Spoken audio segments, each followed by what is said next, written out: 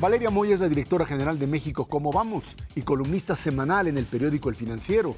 Es licenciada en Economía por el Instituto Tecnológico Autónomo de México, el ITAM, y maestra en Administración por la London School of Economics. Trabajó en la Comisión Nacional Bancaria y de Valores en las áreas de Desarrollo y Estudios Económicos, Supervisión de Mercados y Supervisión Bursátiles. Fue consultora para el Strategic Planning and Business Development Group de American Express en Londres, Inglaterra, y directora de Tesorería en el Grupo Nacional Provincial.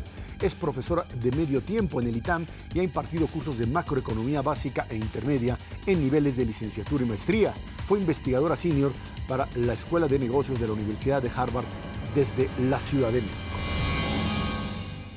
Valeria, muchísimas gracias por estar aquí con nosotros en línea directa. Valeria, a ver, platícanos un poco cómo llegas desde el estudio de la economía hasta esta participación en asociaciones de la sociedad civil, encaminadas precisamente a hacer de la economía un elemento fundamental para el mejoramiento de una sociedad.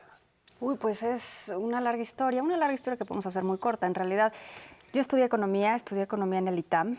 Siempre me ha gustado intentar entender las cosas y me parece importante decir intentar entender, porque debo de serte muy sincera, yo creo que no las entendemos del todo, ¿no? Entonces, desde siempre me he metido a cuestiones económicas. Fui muy afortunada, tuve oportunidades laborales desde muy chica estando en la carrera y siempre enfocada en cosas económicas, siempre estuve ahí. Y de repente fueron pasando los años, tuve hijos, entonces dejé un poco como mi actividad profesional. Nunca dejé de dar clases en el ITAM, que eso para mí era y sigue siendo súper importante. Y de repente, hace 3 años quizás, me llaman de México ¿Cómo vamos? Y me preguntan si quiero ser parte del grupo de expertos. México ¿Cómo vamos? Tiene un grupo de 55 expertos que participan de forma continua hablando de economía. Básicamente economía, evidentemente también de política en algunos casos, de política, pero de política pública, no de grillas, sino de política pública, de medidas de política pública, ¿no? Para mí fue un honor que me invitaran porque yo seguía lo que hacía México ¿Cómo vamos? Y me gustaba. Lo que me gustaba de México ¿Cómo vamos? Es que explica indicadores muy sencillos a nivel de cancha, para que todo el mundo los pueda entender. Entonces, cuando me invitaron a participar como experta, me gustó mucho, acepté, por supuesto. Y al poco tiempo me buscaron para sustituir a la directora general del momento, que se iba a estudiar, se iba a hacer una pasantía al Wilson Center, ¿no? Entonces, para mí fue una oportunidad que casi que cayó del cielo. Y desde entonces estoy en México ¿Cómo vamos? Yo, sinceramente, yo no lo veo, ni lo vi nunca, como una forma de activismo, porque yo no me considero a mí misma activista, ¿no?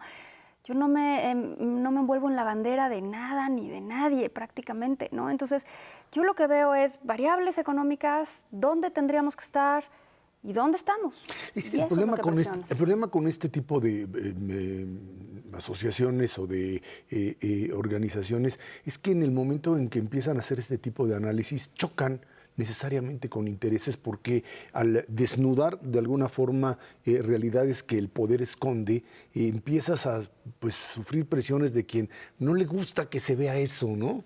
Pues mira, quizás sea cierto. Yo la verdad es que nunca he sentido ninguna presión, pero tienes mucha razón en lo que dices, sobre todo a nivel estatal. Donde nosotros vemos eso es a nivel estatal, porque toda la información que sacamos la sacamos a nivel nacional, pero también a nivel estados. Y lo que hemos visto es que en los estados, típicamente los que están en el sur-sureste, no en todos, pero sur-sureste, lo que vemos es que cuando yo voy y platico del PIB, toda esa información pública, el PIB, empleo, informalidad y demás, la prensa me pregunta, oye, ¿de dónde sacas esos datos? Y yo, pues del INEGI. O sea, son datos públicos, todos los podemos buscar, si tú te metes a la página los encuentras. Dicen, es que el gobernador dice otra cosa. El gobernador dice que crecimos a tal y no le va a gustar tu dato. Entonces le digo, mira, afortunadamente yo no escuché al gobernador, pero tampoco me importa lo que diga que crecimos, lo que creció este estado, porque aquí están los datos del INEGI, estos son los datos oficiales. O sea, el dato de crecimiento que yo doy no es inventado, es un dato oficial. Entonces, eso sí lo he visto. Y en cuyo caso, lo que surge es justo lo contrario. Surge un interés de medios de saber lo que realmente está pasando. Entonces, la verdad es que me encanta ver esa confrontación. En eso queda muy claro. Ahora, ¿qué le pasa a ese Estado que de alguna manera es denunciado? Porque finalmente lo que el dato de México ¿Cómo vamos? Aparece, esto trasciende, termina al plantearse políticas públicas que son contrarias a lo que se está haciendo. hay una incidencia, no digo de México, cómo vamos en general, pero en particular, perdón, pero sí de organizaciones que dicen, no, es que esto que están planteando es totalmente falso. Pues yo no he visto eso. La verdad es que yo veo una enorme recepción a nuestra información, una sed de información. La verdad es que eso es, cada vez que vamos, quieren saber más y más y más y más. Evidentemente a veces causa molestia, ¿no? Hace poco en Chiapas, por ejemplo, pues dimos la información económica de Chiapas, que es desastrosa, es verdaderamente desastrosa. Y no solo es desastrosa, era desastrosa al inicio de la actual administración, ¿no? Y seguirá siendo desastrosa si no se hace cosas distintas. Seguirá siendo desastrosa si no cambia la política económica. Entonces, lo único que nosotros hacemos es presentar esa información. Yo no sé si le guste a alguien o si no le guste a nadie, pero a mí lo que me parece importante es empezar a picar piedra. Y a veces siento que esta es una labor de ir picando piedra en el mejor sentido de la palabra, ¿no? De ir dando información, educando de alguna forma, ¿no? Vamos a entender de qué estamos hablando cuando hablamos de formalidad, cuando hablamos de informalidad, a qué nos estamos refiriendo, porque de repente repetimos datos que ni siquiera entendemos. Entonces, eso es lo que nosotros hemos visto, un interés cada vez mayor, y yo lo veo así, como poco a poco estamos concientizando de variables económicas que al final del día es la realidad que vivimos todos, aunque sea un nombre muy elegante, pero es lo que vivimos todos los días, ¿no? Pero lo que pasa es que hay quien vive y se beneficia de ese tipo de atraso. Y por eso no le gusta, no solamente el poder, el gobernador, etcétera, la estructura de cacicazgo. Y eso es la parte en donde a veces, yo creo que en la mayoría de los casos termina por imponerse. Por supuesto, por supuesto.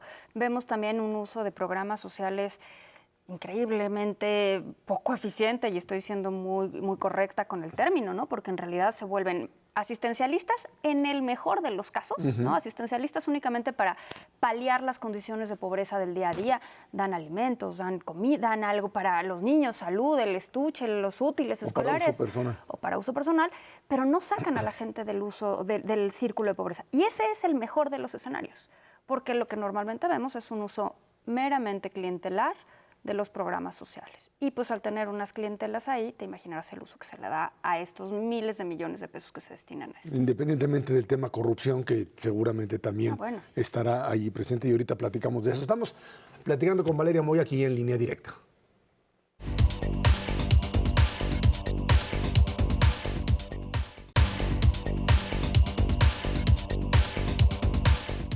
Valeria Moya, este trabajo de la Organización México, ¿cómo vamos?, se plasma en determinados documentos.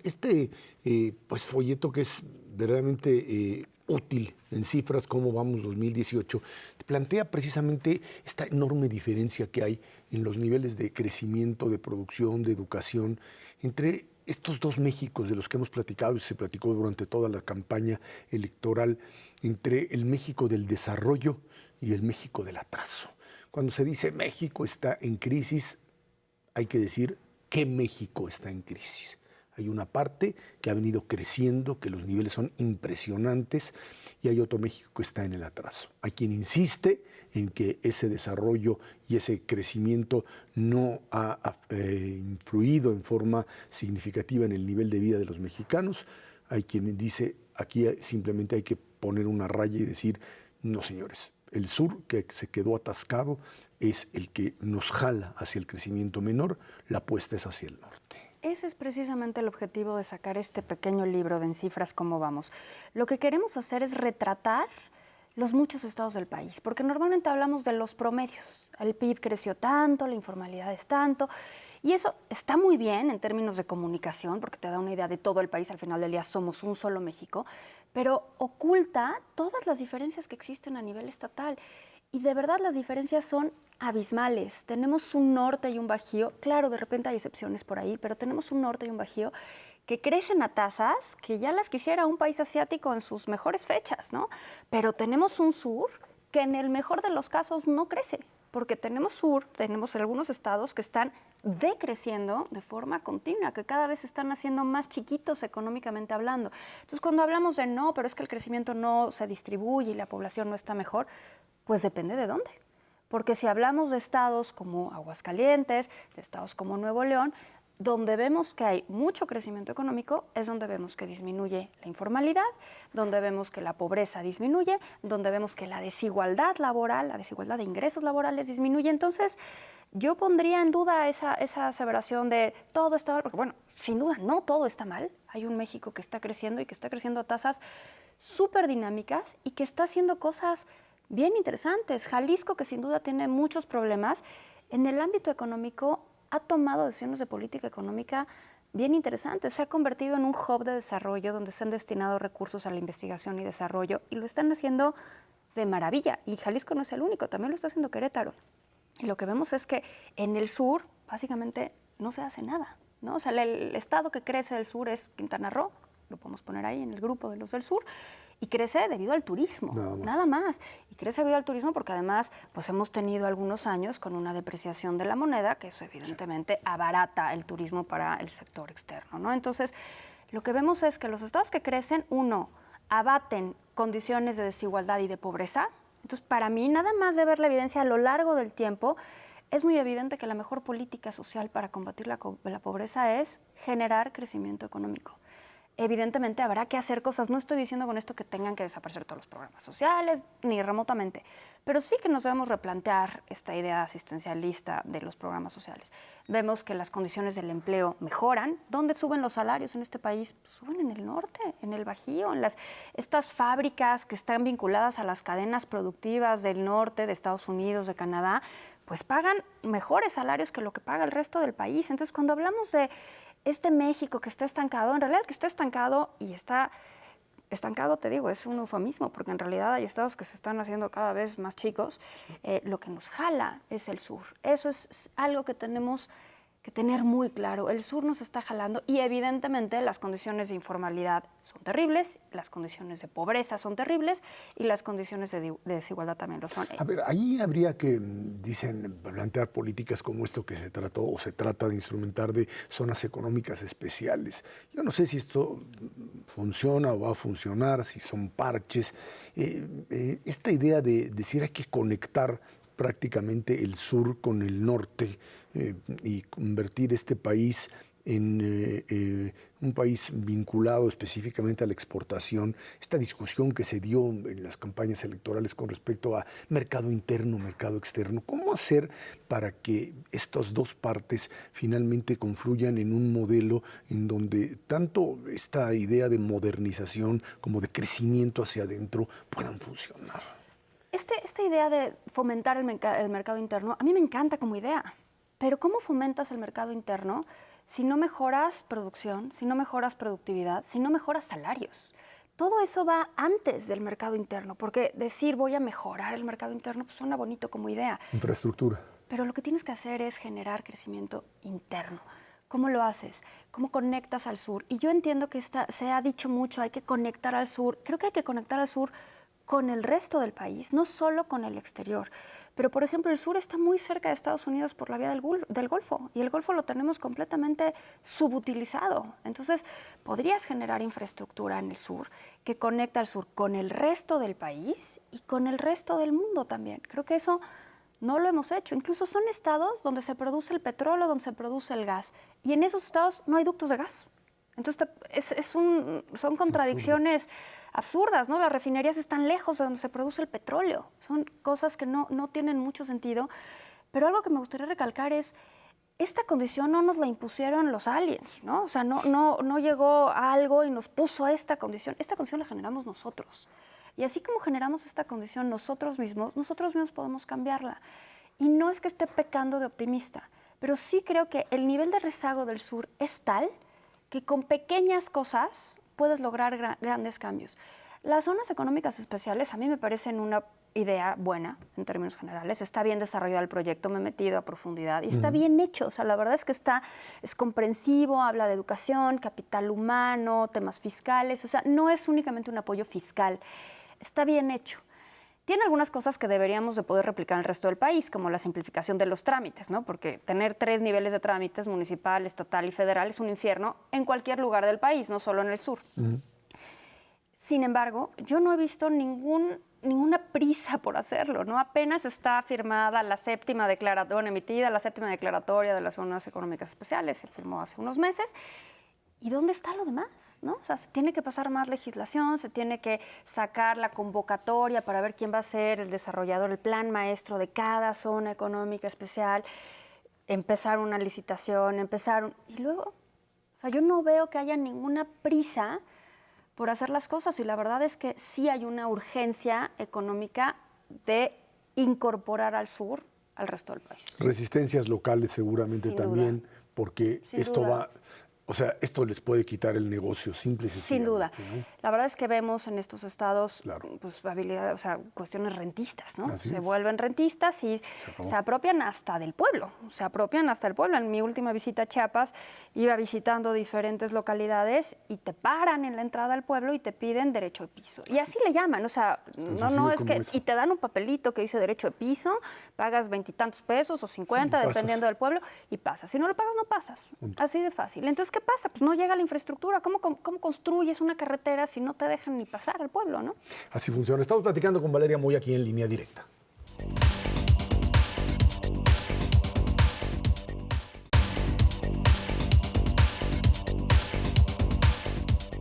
Valeria Moya, uno de los desafíos que tiene este país, independientemente de todos sus problemas, es este debate a nivel mundial con respecto al tema proteccionismos, nacionalismos. Decían, ya el problema ya no son izquierdas y derechas como lo teníamos planteado anteriormente, de cómo redistribuir ingreso, cómo generar riqueza. Hoy parece que la discusión está entre mercados abiertos, integrados, globalizados, frente a aquellos otros que plantean modelos proteccionistas de regreso, de volver otra vez a producción nacional o a contenidos nacionales que le den trabajo y le den pues fuerza a una industria local, más allá de temas de competitividad. Y esto ha generado pues gobiernos allá en Europa, en los Estados Unidos, que han generado un choque con una realidad, un mundo globalizado frente a aquellos, los Estados Unidos tratando de hacerlo y enfrentándose a una realidad económica que le dice, ya no se puede. No se puede, pero ahí está la fuerza intentando impulsar hacia ese sentido, en ese sentido. Yo creo que nos estamos equivocando de solución a un problema que hay que reconocer que existe. O sea, yo creo que sí hay tema de mucha diferencia de oportunidades, de mucha desigualdad de ingreso, de oportunidades en el mercado laboral, de origen, ¿no? Creo que evidentemente hay un tema salarial en esta diferencia y creo que estos extremos son muy notorios y esa notoriedad ha levantado una inconformidad en la gente y yo eso lo entiendo por completo y lo respeto profundamente. Pensar que el proteccionismo resuelve ese problema, me parece que es ahí donde está el error, ¿no? Se nos olvida que el comercio lo que implica es intercambio y un intercambio únicamente para aprovechar las ventajas comparativas. O sea, imagínate que tú de niño alguien te hubiera dicho, ¿sabes qué? Yo creo que tú, hacen falta biólogos en el país, yo creo que tú, Ezra, tienes que dedicarte a la biología. Oye, pero la odio, no sé hacer nada, no me gustan las ranas, o sea, no me gusta nada. Lo siento, hacen falta biólogos y entonces tú te vas a dedicar a ser biólogo. Eso es lo que va a llevar el proteccionismo, ¿no? Donde la gente que es eficiente haciendo algo no va a poderlo ser. A mí me parece que esa pseudo solución solo nos va a acarrear más problemas en un mundo que ya está integrado. O sea, es como echar el tiempo para atrás. Y eso no se puede. O sea, el mundo ya está integrado, nos guste o no. Yo, evidentemente, igual que tú, veo estos afanes proteccionistas y me llama mucho la atención porque la gente se queja muchísimo, es muy proteccionista, solo producción local, pero está texteando desde su teléfono con componentes hechos en China, diseñados en San Francisco, manufacturados no sé dónde, con silicio de no sé dónde. O sea, no nos damos cuenta de la integración que tienen todos los productos. Ya no un producto sencillo, todos los productos, porque de repente pensamos que las exportaciones y las importaciones son únicamente de manzanas o de trigo o de maíz. Y no nos damos cuenta que prácticamente todo lo que consumimos tiene integración, el material está hecho en un lado, la materia prima en otro, está producido en otro, está cocido en otro. La integración comercial ya está. Tratar de revertirla solo nos va a llevar a condiciones de más pobreza, de mayor desigualdad y además a una profunda insatisfacción porque va a haber menos bienes, menos posibilidad de adquirir una canasta de consumo balanceada y definitivamente una peor distribución del ingreso. Yo no entiendo por qué estamos adjudicándole al comercio cosas que el comercio no resuelve. O sea, el comercio es una herramienta para aprovechar ventajas comparativas, ¿no? Pero no es varita mágica. Pero no es varita mágica, no tiene que resolver la desigualdad del ingreso, no tiene que la distribución, no tiene que resolver la pobreza. O sea, esas cuestiones son de política interna que se tienen que atacar sin duda alguna. Pero el proteccionismo me queda claro que no lo resuelve. Antes que se nos termine el tiempo, el tema de educación, por supuesto, está como un elemento fundamental. Aquí se ha tratado de instrumentar una reforma educativa que, pues, más como reforma laboral, pero tratando de hacer efectivo, convertir a la educación en un instrumento de movilidad social que dejó de serlo, desgraciadamente, en el país. Y dejó de serlo hace muchísimos años. Así Yo recuerdo, es. hay un paper como de hace 10 años que se llama ¿Por qué no es México rico? Y lo que dice es que México es la excepción de todo, casi prácticamente todos los demás países, donde mayor años de escolaridad representan una mejor oportunidad de vida y por lo tanto un mejor ingreso. ¿No? En México eso no se cumple. ¿Y eso a qué se debe? A la calidad, evidentemente, ¿no? Durante años, si no es que décadas, nos ocupamos de la cantidad, ¿no? Yo recordaba en todos los informes de gobierno tantas escuelas, tantos salones, tantos niños. Y al final del día tenemos más escuelas que en Estados Unidos. O sea, hay más instituciones educativas que en Estados Unidos para una población que en Estados Unidos es mucho más grande, pero eso sí, con mucho menores maestros, mucho menor cantidad de maestros por escuela. Entonces, en México, en promedio, hay 5 maestros por escuela. En Estados Unidos hay 19. Entonces, hay menos maestros que grados escolares en nuestro país en promedio. Entonces, nuestra calidad educativa pues está por los suelos, lo dice cualquier ranking. La reforma educativa, que yo no estoy de acuerdo en que sea únicamente una reforma laboral, pero incluso si fuera únicamente una reforma laboral, no es mala idea tener una reforma laboral. Por lo menos, no sabíamos ni cuántos maestros teníamos, ni cómo se asignaban las plazas. Entonces, si es solo laboral, no le haría el feo. Y no creo que sea solo laboral, creo que tiene otras cosas muy importantes. Creo que sí se le está dando más visibilidad a los alumnos, más visibilidad a los maestros. ¿Creo que es suficiente? No, no es suficiente. Como nada es suficiente. Tendrá que irse mucho más rápido, tendrá que enfocarse mucho en los maestros, mucho más en los alumnos. Cuestiones de aritmética simple, cuestiones de lectura, que sabemos que aquí en México terminan los niños una primaria, saben leer, pero no comprenden lo que leen. Cosa que es terrible, no te pueden contar un cuento, pero sí lo pueden leer, ¿no? Las operaciones aritméticas simples piensan que es una cosa en el papel, que no se traduce a su vida diaria para que puedan entender una transacción. El uso de tecnología lo estamos haciendo muy mal, o sea, nada más le damos a los niños tabletas, no les explicamos ni para qué sirven ni cómo se usan. ¿Y qué hacen? Pues juegan, ¿no? O sea, el mismo pensamiento automatizado del pasado. El mismo pensamiento de cantidad, ¿no? Vamos a incorporar las tecnologías, toma, te damos una tableta. Pues no estamos resolviendo el problema. Yo creo que eso es un problemón en México, le llamaría casi la tragedia nacional, y eso es algo que hay que resolver con urgencia. Bueno, Valeria Moy, muchísimas gracias por haber estado aquí con nosotros. Gracias a ti, Ezra, un placer. Fue Valeria Moy, aquí en Línea Directa.